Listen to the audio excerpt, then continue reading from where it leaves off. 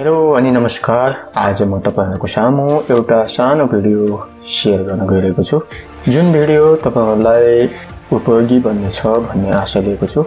Video मन परे like share गरिदिनु होला र मेरो च्यानललाई सब्स्क्राइब गर्नुभएको छैन भने कृपया सब्स्क्राइब गरी माया गरिदिनु होला भन्दै भिडियोतर्फ लाग्न चाहन्छु।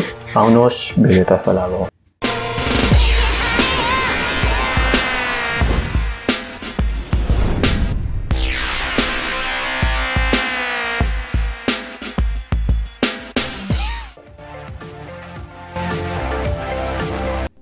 आजको भिडियोमा म तपाईहरुलाई आफ्नो डेस्कटप अर्थात कम्प्युटरमा इन्टरनेट वाइफाई एडाप्टर कसरी प्रयोग गर्ने भन्ने बारे एउटा भिडियो लिएर आएको छु। भिडियो अन्तिमसम्म हेरिदिनु होला र आफुलाई मनमा लागेका कुराहरू कमेन्ट बक्समा कमेन्ट गरी प्रतिक्रिया दिनु होला र कृपया भिडियो मन परे लाइक शेयर गरिदिनु होला भन्दै भिडियो सुरु गर्न चाहन्छु। यो वाइफाई एडाप्टरको सिडी हो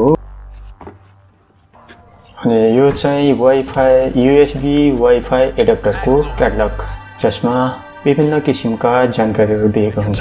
कसरी वाइफाई एडाप्टरको सफ्टवेयर डाउनलोड गर्ने भन्ने बारे जानकारी दिएको हुन्छ, जसलाई तपाईले फलो गरेर सजिलै आफ्नो कम्प्युटरमा वाइफाई सिग्नल सफ्टवेयर डाउनलोड गर्न सक्नुहुन्छ।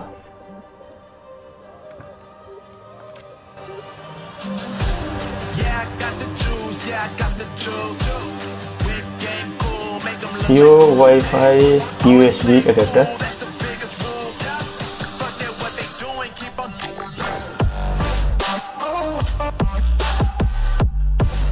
यदि तपाईको कम्प्युटरमा यूएसबी वाइफाई एडाप्टर कनेक्ट गर्दा पनि वाइफाई सिग्नल देखाएन भने यसका साथमा आउने सिडी प्रयोग गरेर तपाईको कम्प्युटरमा सफ्टवेयर डाउनलोड गर्नुपर्ने हुन्छ।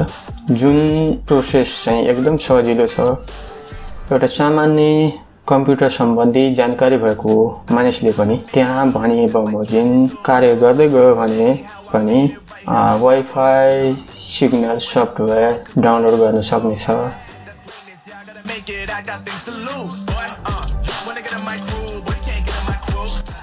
अब म यो यूएसबी वाइफाई एडाप्टरलाई आफ्नो कम्प्युटरमा कनेक्ट गर्न गइरहेको छु।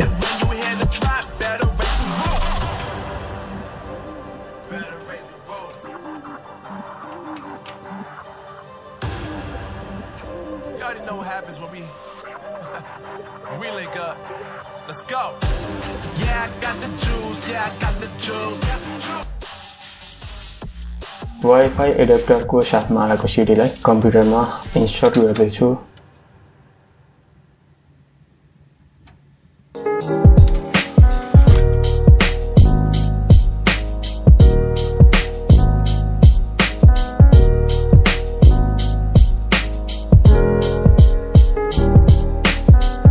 अब म आफ्नो कम्प्युटरमा वाइफाई सिग्नल सफ्टवेयर डाउनलोड गर्दैछु, जुन एकदम सामान्य र सिम्पल प्रोसेस छ।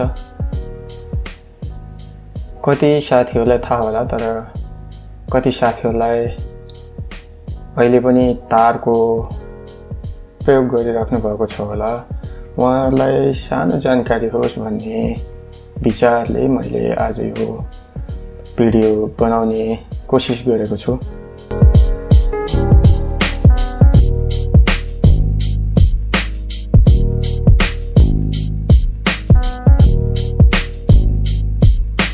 अवश्य पनि यो भिडियो तपाईहरुको लागि जानकारीमूलक होला भन्ने आशा लिएको छु। भिडियो मन परे लाइक शेयर गरिदिनु होला। अन्तमा फेरि पनि भन्न चाहन्छु, यदि मेरो च्यानललाई सब्स्क्राइब गर्नुभएको छैन भने कृपया सब्स्क्राइब गरी माया गरिदिनु होला र आफ्ना मनमा लागेका कुराहरू कमेन्ट बक्समा प्रतिक्रिया दिनु होला भन्दै बिदा हुन चाहन्छु। नमस्कार, जय नेपाल।